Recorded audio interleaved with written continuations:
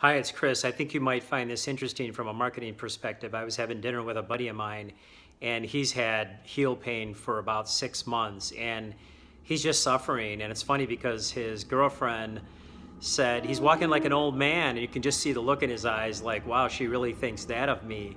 But he hasn't taken any action, and he and I have a couple conversations about it, and he knows what I do for a living, obviously. But he's still not like just willing to come in and have something done.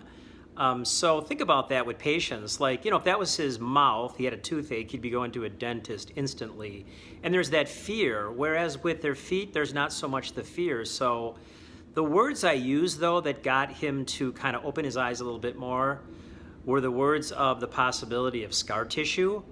Having the plantar fasciitis for a long time eventually can lead to plantar fasciosis, as we all know. And he perked up a little bit more. He was a little bit more willing to take some action. So think about that when you talk with patients about any condition. If you don't create enough fear in their minds, and certainly you're not there to deceive them or lie to them, but what's the reality? What can go wrong? Because a lot of times when it comes to feet, people aren't going to do anything unless they really have a fear. We all know that there's a lot of people walking around out there with plantar fasciitis, with ingrown nails, with painful bunions, with whatever.